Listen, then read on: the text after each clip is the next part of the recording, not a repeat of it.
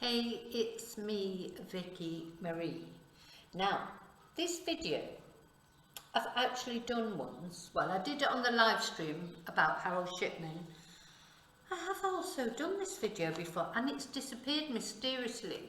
I think Harold Shipman has cursed me, that's how it feels. But anyway, I want to do the video. Anyway, I've prepared it all. Got a lot of photos to show you. I know I did the live stream and I gave you a lot of the information, but I wanted to do a video with photos, etc., and explain maybe a little bit more that things that I didn't explain in the live stream. So, good old Harold Shipman, the Doctor Death. Sometimes he's known as, isn't he? Sometimes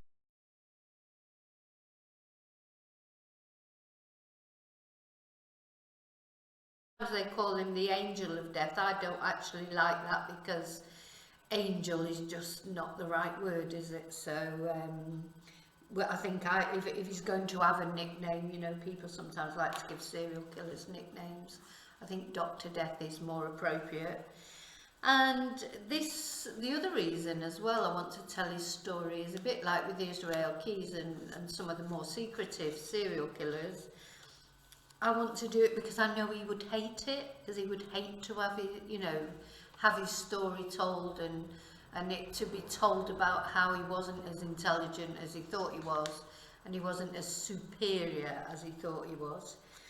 But basically, Harold Shipman, I'll go into a bit more about him actually and his life in a moment. But first of all, I just want to explain that he is the most prolific serial killer probably of all time, with victims that we still don't know the full number of his victims, but it's certainly more than 250 people.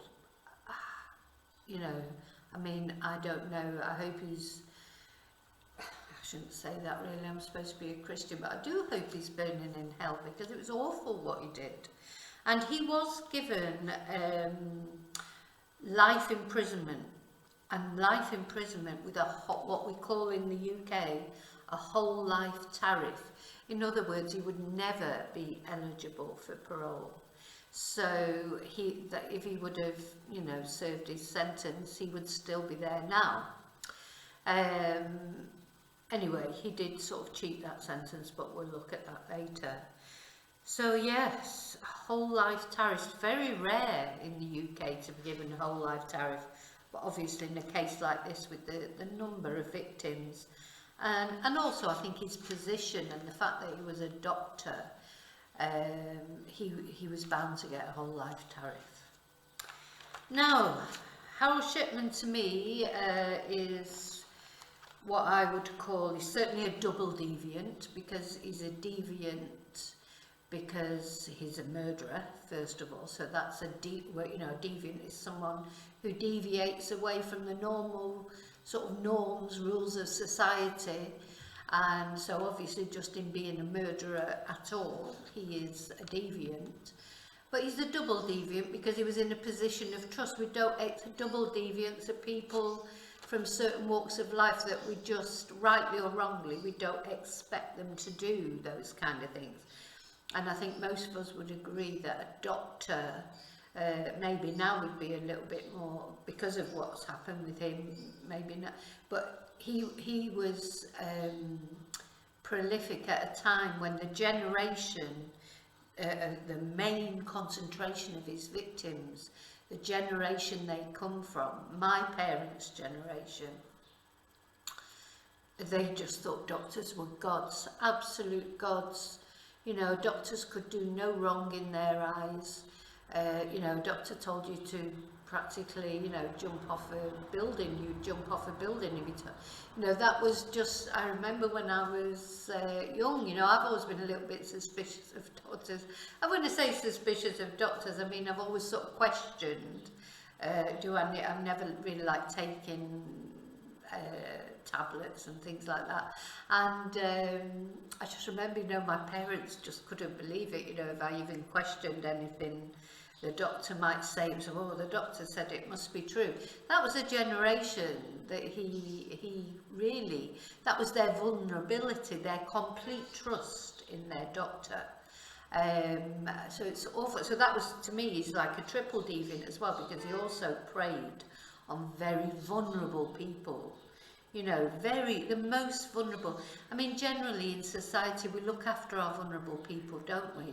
You know, children, disabled people, elderly people. You know, these are vulnerable, and we should look after them. That's what we should do. And that is part of being human, isn't it? To want to look after vulnerable people. Not Dr. Shipman. He didn't want to look after them, though supposedly as a doctor that is supposed to be what you do, but he didn't really, did he? So let's go back to when he was born. He was born in Nottingham in January 1946, so although he operated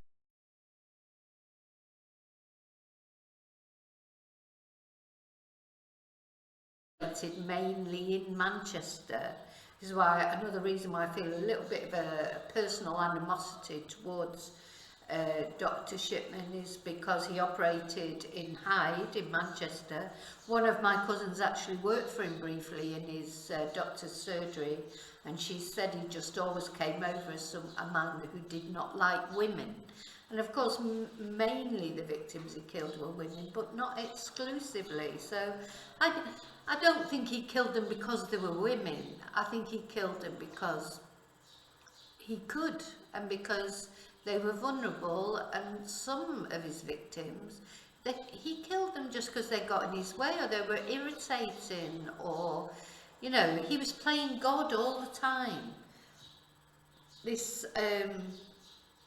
omnipotence that he must have felt, you know, that he could deal out life and death where it suited him. And sometimes if a patient was irritating to him, which sometimes I'm sure they are, because a lot of elderly people, you know, going to the doctors is sort of like the highlight of their week, if you like, you know, and they're elderly and they're ill and they get consumed by their illnesses, don't they? They talk about them a lot, they're down at the doctors a lot. If they're quite lonely, you know, it's quite nice for them to get out of the house. I mean, this is how it is. There's a lot of loneliness, isn't there, amongst old people? And so just if they were irritating him too much, they were turning up too much at his surgery, and there was nothing in it for him, in the sense of, I mean, he would keep patients alive as long as he could get the drugs, because supposedly he was a drug addict, pethidine addict.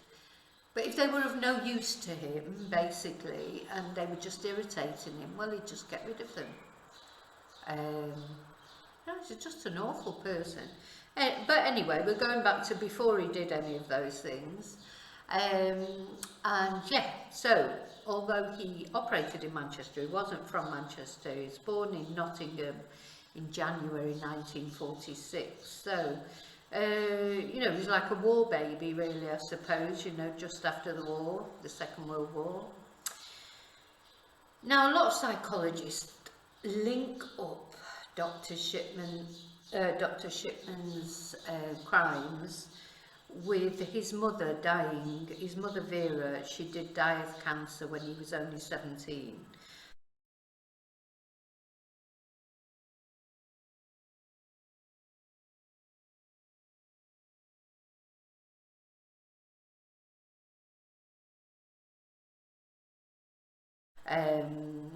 And of course she'd had to, because of the cancer, she'd had a lot of, you know, leading up to her death, there was a lot of morphine administered to her, and maybe that's when it was certainly after this that he suddenly decided that he wanted to become a doctor, because before then he'd never shown any inclination to become a doctor, and after Vera died, he then decided that that's what he wanted to do. I think as he was a child, you know, there's nothing much to report. You know, there was no signs of cruelty to animals or all these things that psychologists link with possibly becoming a psychopath or a serial killer, being a psychopath and becoming a serial killer. There's no evidence of that. Some people say he was a little bit isolated because not much is said about his father. This is so irritating to me because they always make this big thing about the mother, and you know, try and link something with the mother, the reason why someone turns out to be a serial killer. But you know, I couldn't really find much about his father. But so it's said that his mother, you know, wanted him to concentrate on his education, and for this reason he became a little bit isolated because he was perhaps studying harder than the I don't know about that. I mean, well, who knows, but we don't know, so we have to move on to the facts of later on of what he actually did. We don't know the adolescent Harold. And bear in mind, I'm calling him Harold. He was called Fred as a nickname. His name was Harold Frederick Shipman. I can't call him Fred because whenever I say Fred, I think of Fred West, and then I feel like I'm going to say the wrong name completely. So I'm calling him Harold. So he decided to be a doctor. He went off to Leeds University to study to be a doctor, and that's where he met Primrose, his wife, his future wife, on a double-decker bus.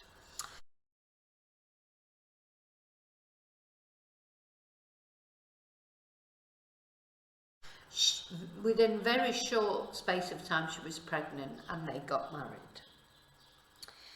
Shortly after this, he started to have blackouts, and he was diagnosed with epilepsy. But in fact, he did not have epilepsy. He was addicted to pethidine.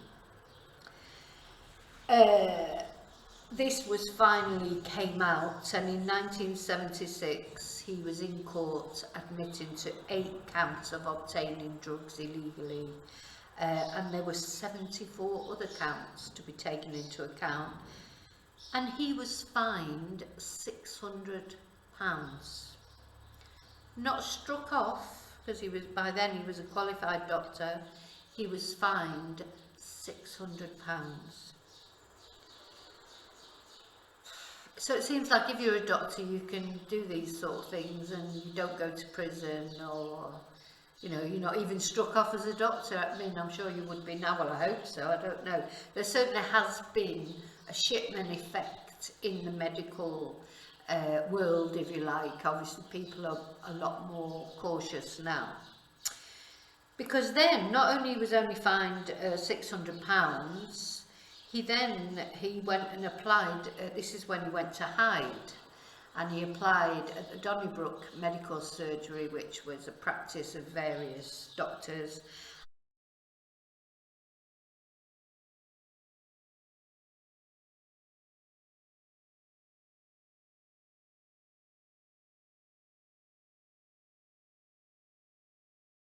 And he was honest about his past. He admitted to them, you know, that he'd had this past where he'd been addicted to pethidine, but he'd been for rehabilitation. He was okay.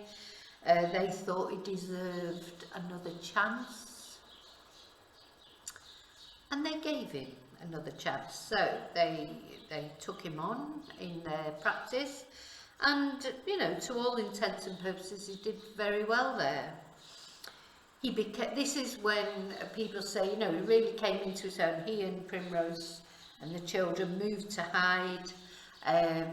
He was the pillar of the community, got involved in charity work, scouts, you name it, he was involved in it. They had a good social life. And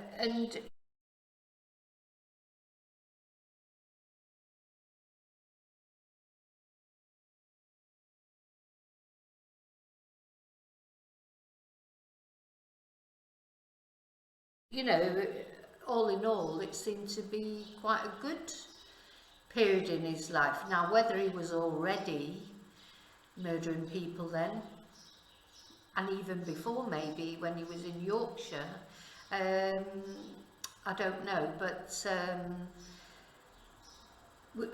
I don't know when his very first victim was. I don't think anybody knows.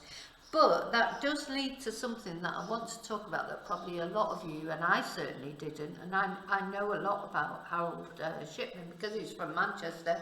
I remember the case. I remember my father being absolutely, even though he wasn't my father's doctor, but my father, because as I say, was from that generation where doctors were held above everything, you know, and he could not believe that this doctor had done this to these old ladies and these vulnerable people. But what I think a lot of people don't know is he did kill one child as well. And this is sort of rarely spoken about, but he did. So the poor girl, her name was Susie Garfitt. And this actually was in 1972. And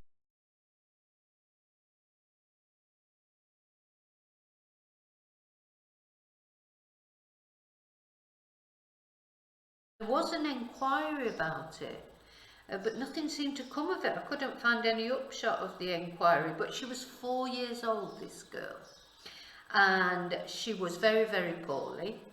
Admittedly, she was a quadriplegic and she was suffering from cerebral palsy, and she had pneumonia and she was in hospital. So this was in November of 1972. So he was in the room with her when her mother Anne decided to go down to the canteen to have a cup of tea. When she came back 15-20 minutes later, the door was locked or closed, and a nurse then came out to announce that Susie had died while Anne was down having a cup of tea. Now that must have been quite devastating. I mean, obviously her daughter was very ill, but to not be there, you know, she'd been with her, been by her side all that time, you would want to be there, even if you'd accepted the inevitable, that this poor girl, she was going to die because of all the various conditions she had. You would want to be there with her, wouldn't you? And so it just seemed, and Anne insists that she did not say to Dr. Shipman, to do anything to her or give any permissions to do anything to her. All she said to Dr. Shipman was be kind to her. And obviously Dr. Shipman's idea of being kind to her is like,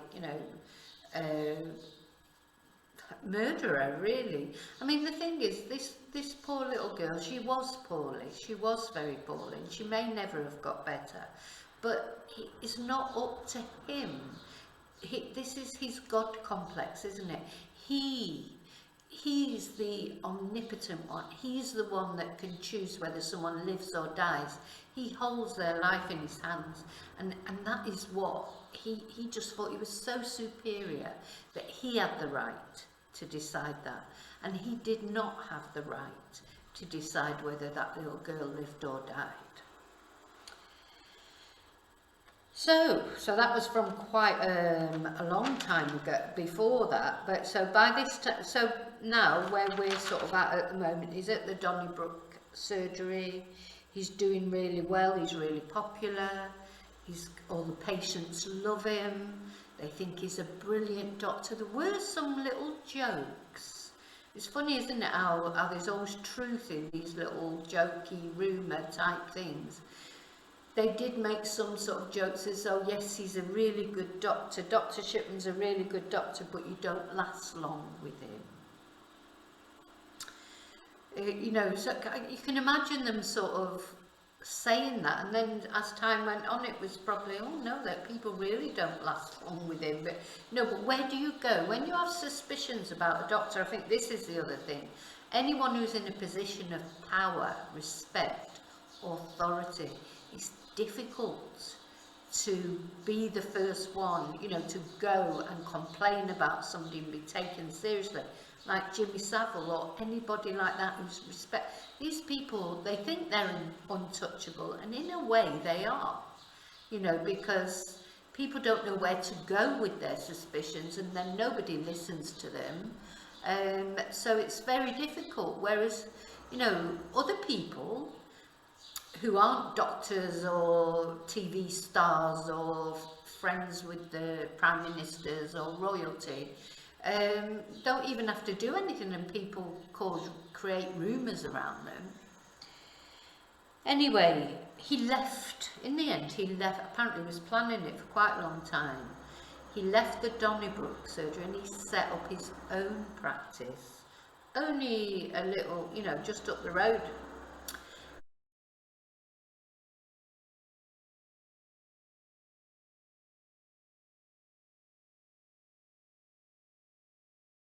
In Hyde also. And this didn't go down well because he took 3,000 patients with him. 3,000 patients, my goodness.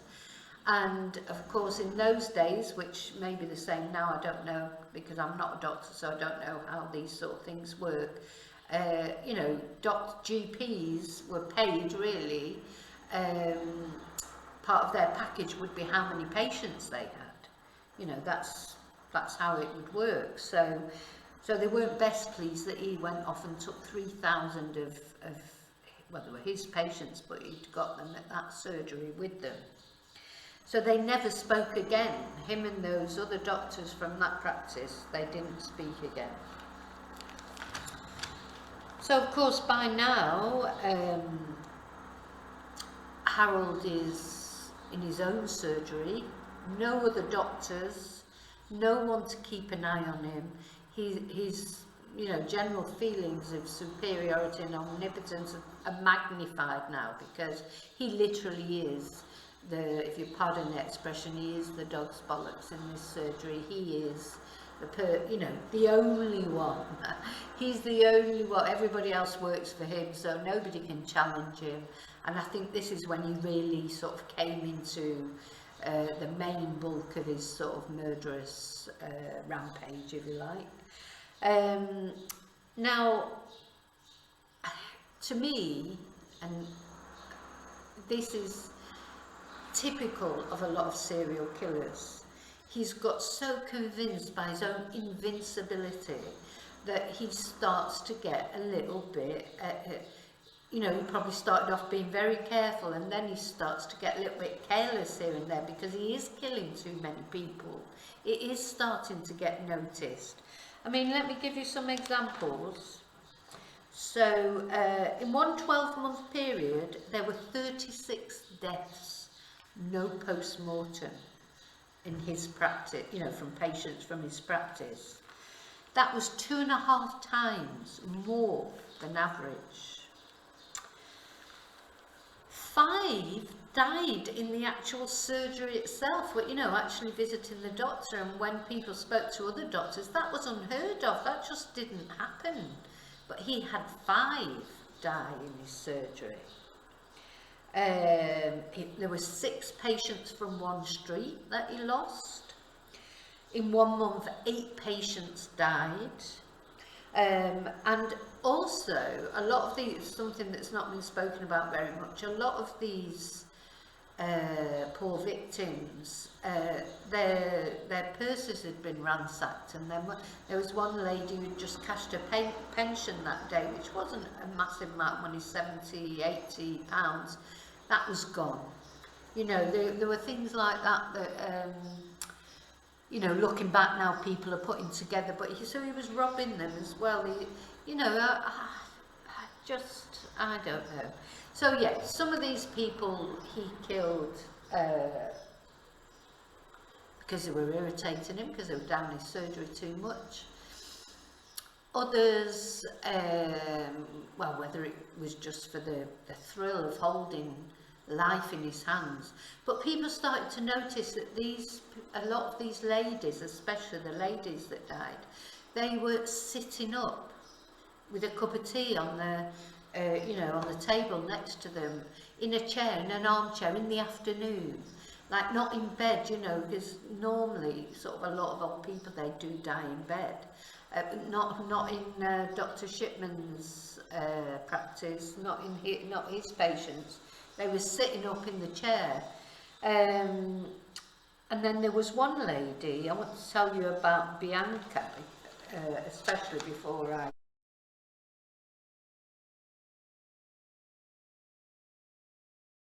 carry on. Bianca Pomfret, she was only 49 years old, so not all his victims were elderly. She was a manic depressive. She adored Dr. Shipman. She adored him so much that while she was still married and her and her husband were talking about moving away from the area, she refused to go because it would mean that she would have to change doctor. And her husband said, you know, I realised then it's like, when it comes to a point when you're not going to move, even though it was a good thing to move, it was for work-related purposes, I think. Because of the doctor, he said, I realised that she totally was obsessed with Dr. Shipman. Now, they divorced eventually, but they were still on good terms. It's wondered, this is the only bit of, but this is absolute total speculation by everyone. It is not proved in any way, shape or form that there was possibly a relationship between Bianca and Harold Shipman, but that's the only even like suggestion of any sort of other woman or sexual motive, you know. I mean, it wasn't really a sexual motive, but that's the only one that there's been, as far as I could find in the research, that there was any suggestion that he might have had some sort of relationship with this person. Most of it was doctor-patient relationship, and just the patient thought he was wonderful. I don't know about this lady. I mean, obviously she was younger. She was about the same age as him, if not a little bit younger. Now, she was a manic depressive. She died on the 10th of December 1997. Now, she had told her husband that she was going to leave Harold Shipman everything. And luckily her husband talked her out of it, or ex-husband, and said, look, the best people to leave your estate to, I mean, she wasn't a millionaire or anything, but you know, she had a house and she had some money, etc. It's better you leave it to the grandchildren, our grandchildren. And she did change her will again and decided to leave everything to the grandchildren. Now, whether Harold Shipman thought she was going to leave it to him and that's why he killed her, because he wanted whatever it was, however much her estate was, or whether, because she had told him that initially that she had left everything to him, or did she tell him then that she'd changed her mind, and did he kill her out of spite? You know, we just don't know. We don't know his motives, but he did kill her. He did kill her. She was one of his victims. So whether it was because he was still thinking that she was leaving everything to him, or whether he found out that she wasn't leaving it to him, so he thought, right, well, I'll teach you. You know, who knows what was going on in his head. So as time went on, there were a couple of people got a little bit, started to think about it. So there was one particular doctor, Dr. Linda Reynolds,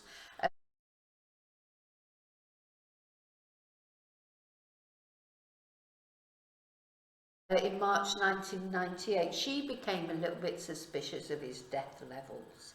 But again, it's difficult, isn't it? And I think especially with a doctor, because if you accuse a doctor and it turns out there's nothing in it, it's like you've ruined their career or cast this shadow over them as a doctor. And it's and she was a doctor, so she would know that. But anyway, she did raise some suspicions with the police. The police didn't really want to know. The other people that got quite, well, there was a taxi driver. Who noticed that a lot of his clients, because a lot of elderly people, they'll get a taxi to go to the doctors because they've either not driving anymore, or they don't feel confident driving, or they don't want to park, or the weather's bad, even if they have a car, or if they don't have a car, then they will get a taxi. And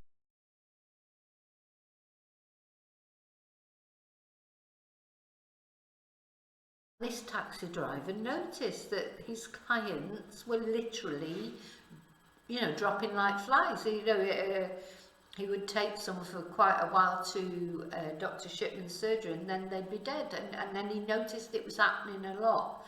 So there was the doctor, there was the taxi driver, also the funeral directors. And the local funeral directors, that was called Frank Massey and Son, but funnily enough, it was the daughter, Deborah,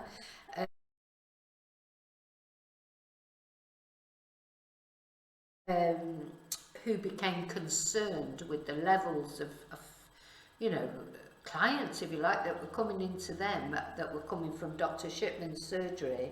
So she spoke to her dad, and her dad went off to see Dr. Shipman. Gosh, you know, that must have been, that took a lot, I think that was brave to go. He went and actually confronted Dr. Shipman in his surgery. He was there at the end of the day when everybody had gone. I mean, he was in a very vulnerable position, really, wasn't he? Because I'm surprised Dr. Shipman didn't just sort of do away with him as well. But anyway, he confronted him and he just said tactfully, you know, we've noticed that. And Dr. Shipman, he said, didn't bat an eyelid. He just produced his death register, sort of opened it, flung it down in front of him and said, anyone can come and look at that anytime they like, you know, and just sort of brushed it aside, didn't make a big thing about it.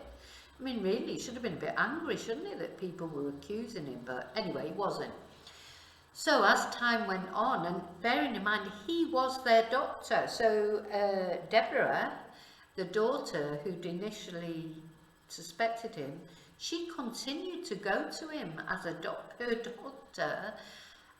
This sort of surprised me a bit, because again, you know, she was in a very, well, she obviously didn't realise the scale of it all then, and what a dangerous man, you know, she was dealing with, and she was going to see him as a doctor. And one day he turned around to her and said, oh, I'm just going to give you an injection, you know, or maybe he, you know, maybe he would not have picked her because he thought that that might be too obvious. I don't know, but I think I would have changed my doctor if I were her, but there you go. So there were people that were suspicious, and they had spoken to the police, but the police had decided there was no case to answer. You know, it just sort of fizzled out. And she said over time, these sort of thoughts that she'd had, suspicions, just started to dissipate. And it just seemed, no, it's ridiculous, it can't be. So, then there was another patient. I just want to tell you about them. So I just want to tell you about as many victims as I can. I can't go into all the victims in this case, obviously, because there's so many. But there was a gentleman who was being treated with chemotherapy for cancer, one of Dr. Shipman's patients. When his chemotherapy finished, he was on morphine, which Dr. Shipman was getting for him and administering to him. Now, I don't know how this happened, but apparently the actual lab turned around to Dr. Shipman in the end and said this man had never had cancer. So how that happened, I don't know. Why were they treating him for cancer? Or there must have been a mix-up in the lab in the first place. But they, instead of going to the patient, they went to Dr. Shipman and said, look, this guy has never had, he hasn't got cancer, he's never had cancer, he doesn't need morphine, etc. But Dr. Shipman did not pass this information on to the patient, because he was getting the, you know, he wanted this morphine, so he wanted the supply of it. And in the end, the father of the patient went to see Dr. Shipman, because he was because he was concerned about his son. He thought he was, you know, the morphine was affecting him adversely, and Dr. Shipman killed him. So he killed him just because he was getting too close to the truth and he was irritating him. So how did it all finally come to light? Well, he got greedy, didn't he? He got greedy, like as usual. He got greedy. He thought he was so clever. He wasn't as clever as he thought he was, and it all came to a head when he forged a will. So Kathleen Grundy, who was a lady who lived in Hyde, a sprightly 81-year-old, previous mayoress of Hyde, maybe advanced in years, but certainly, you know, not slowing down. She died suddenly. And what had happened a little while before that is one day in his surgery, when she was actually, you know, had an appointment with him,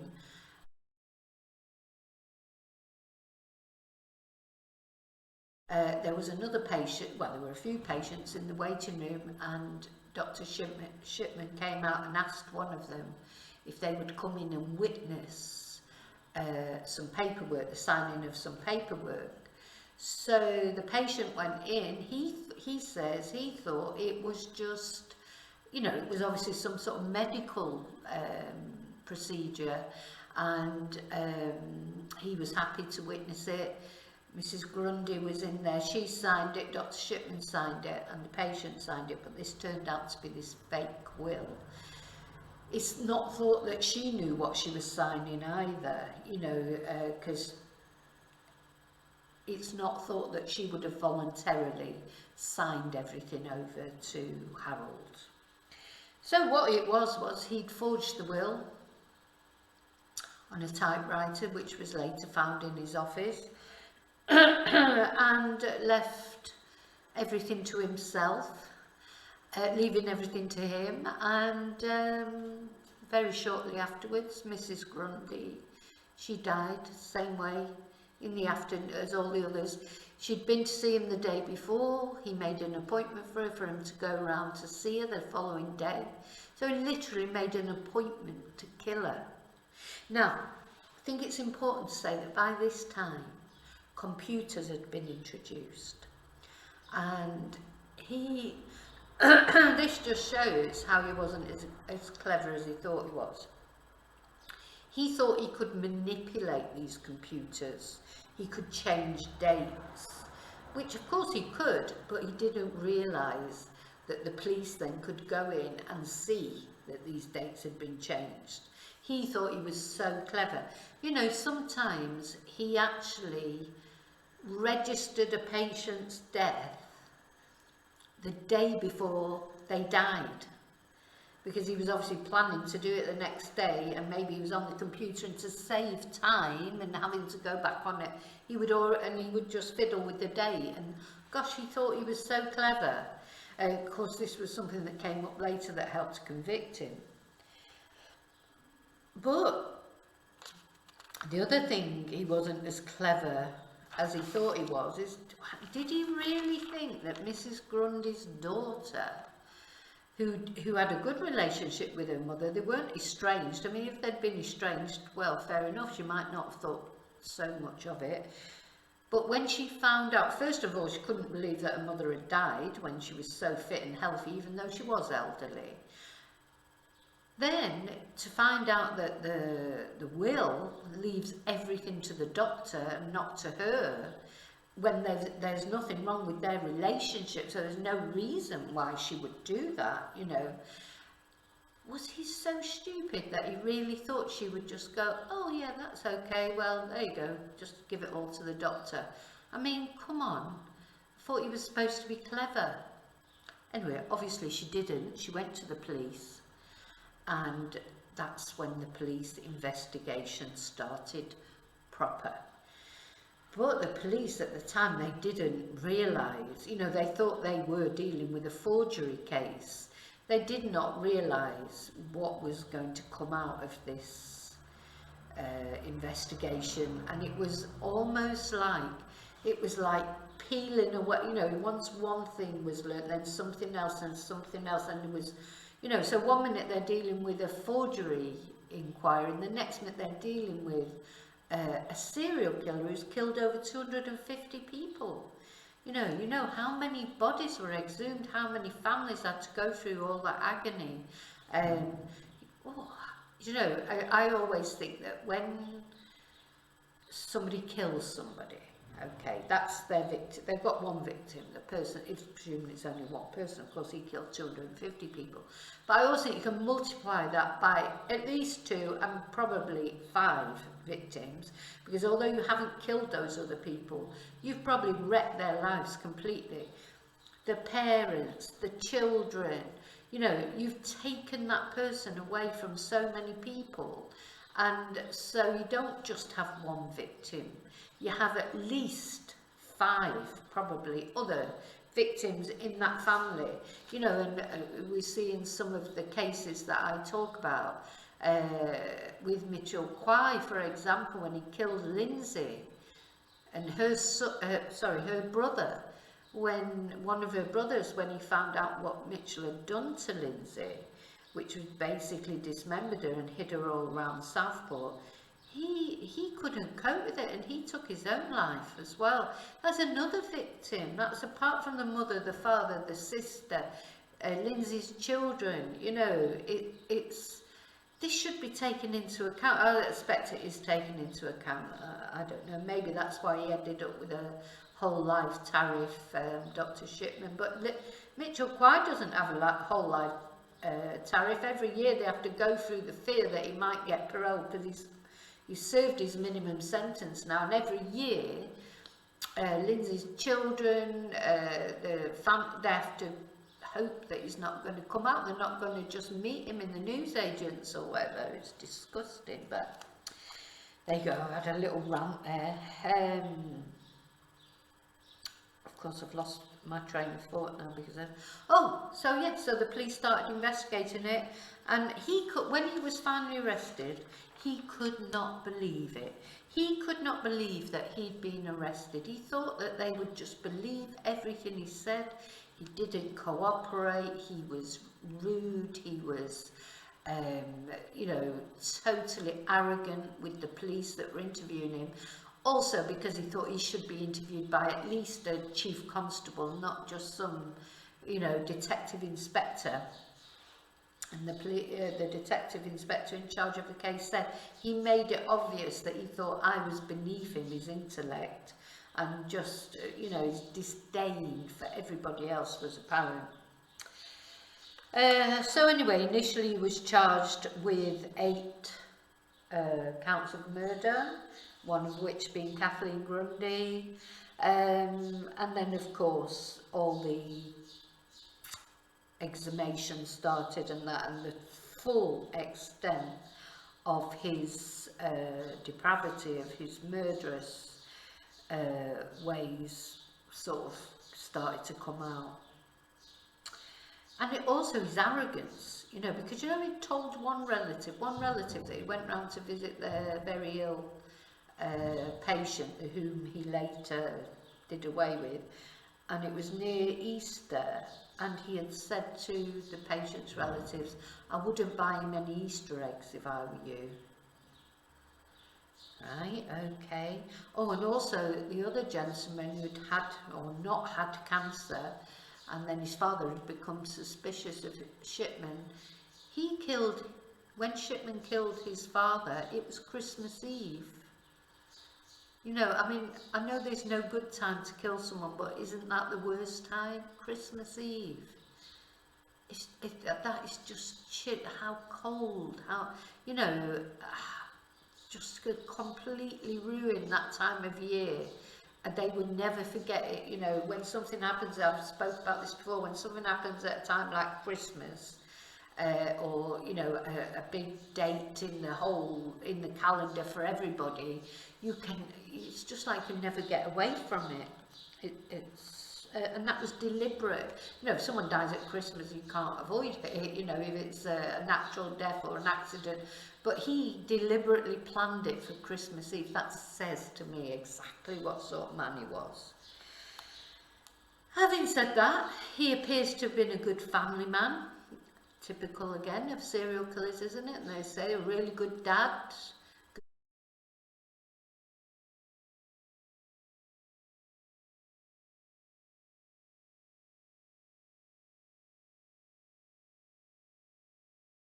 Good husband.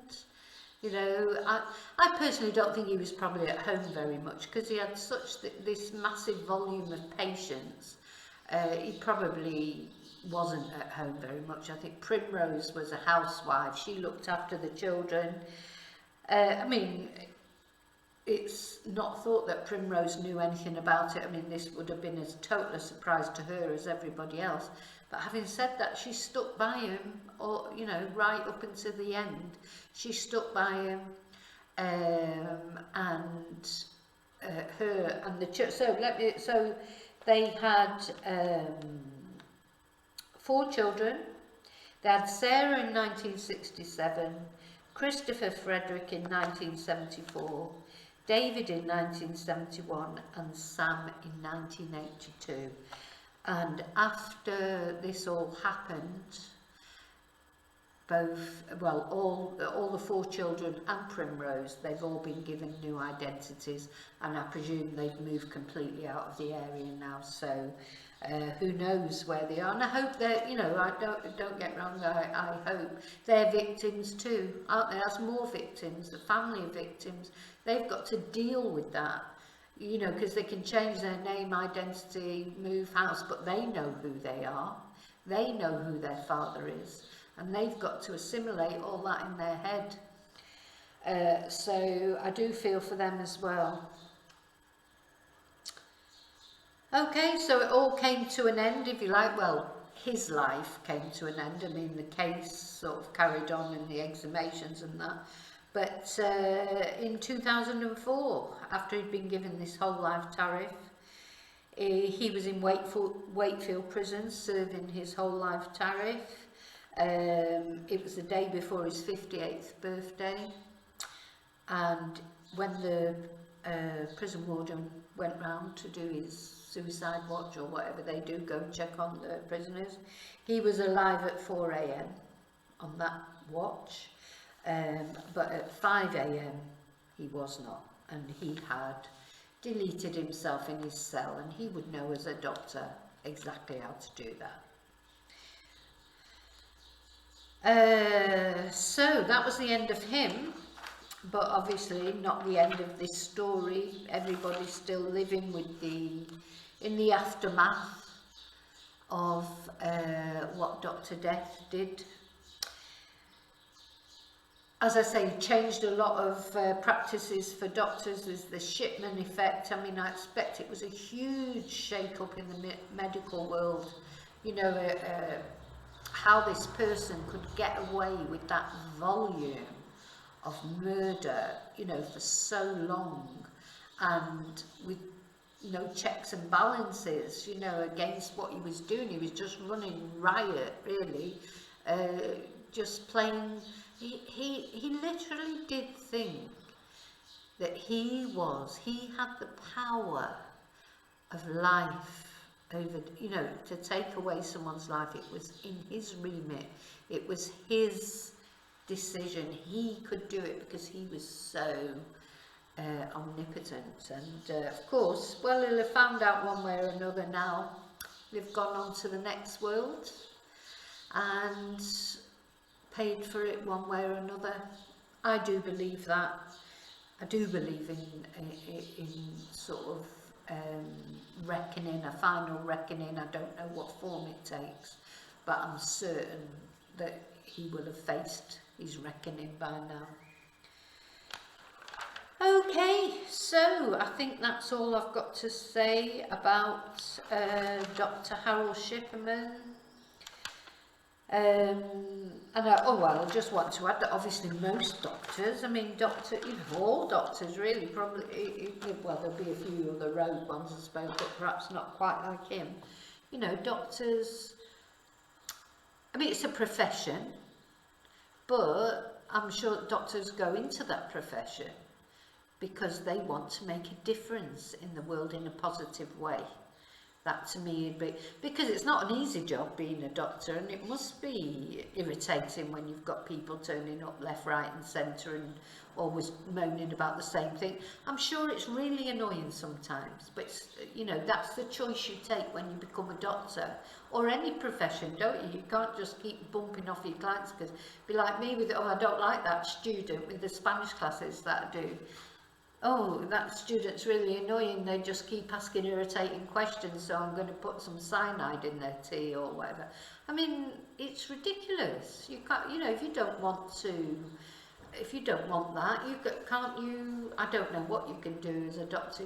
Well, don't be a doctor, you know, perhaps that's a good idea. If you don't, at the end of the day, if you don't like the job you're doing, then just don't do it. But yeah, where was his compassion? He's another one. He's obviously had compassion for his own family, but nobody else's family seemed to matter. So I don't understand that, but there you go. So, okay, so remember to always live and love very carefully, and choose your doctor very wisely. And I'll see you very soon in the next video, as always. At the end of this video, there'll be some little adverts from me about my books that I have for sale, etc. If you don't want to, if you know all about them and you don't want to see all that again, you need to click out sort of soon, because I put, oh, normally at the end of a video I like to put the pictures of the victims, you know, and remember, I like us to remember the victims. Obviously so many victims in this case. Unfortunately, I'm so sorry, I can't put all the victims on, but the little tribute at the end refers to all his victims. And then, as I say, it's a bit of publicity from me, but if you don't want to watch that, that's fine. So I'll see you real soon in the next video, and until then, may your God go with you. Thank you.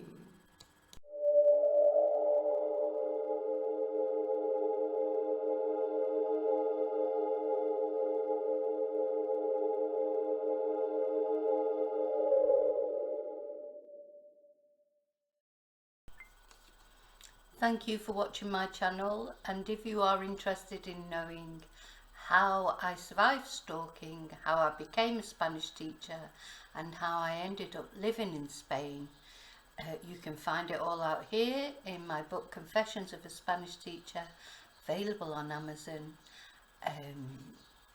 Yeah, all Amazon sites. Thank you. Have you ever thought about learning Spanish? Try my Break the Language Barrier series of books, available on Amazon. There's levels 1, 2, 5. So whatever level you are, whether you're a beginner or you're more advanced and you just want to practice what you've learned, there's a book for you. If you're not sure which level you are, get in touch with me and I will help you to decide which book is the best for you. Also, if you're interested in Zoom classes in Spanish, those can be arranged. I've got some timetable left. Now, these books, the explanations are in English, the answers are in the back, and each exercise you do in these books is backed up by a YouTube video to practice your pronunciation and listening. Okay, so they're available on Amazon, Vicki Riley, Vicki with an I, and all available on Amazon. Thank you. Do you know some Spanish and you want to practice it in a fun way? I have 3 storybooks available for sale on Amazon. We have Princess Tia's Great Adventure, or La Gran Aventura de la Princesa Tia. So it's bilingual, the stories in English and Spanish side by side, so you can practice. So Princess Tia's Great Adventure, or Duque el Rey y Peter el Tonto se van de vacaciones. Duque the King and Silly Peter go on holiday. Again, a short story in Spanish and in English. And then one more, Rocky the Rebel, Rocky el Rebelde. Again, little short story just for fun, with the English and Spanish side by side so that you can practice your Spanish or English if you're watching this and you're learning English. All available on Amazon. Vicki Riley, Vicki with an I.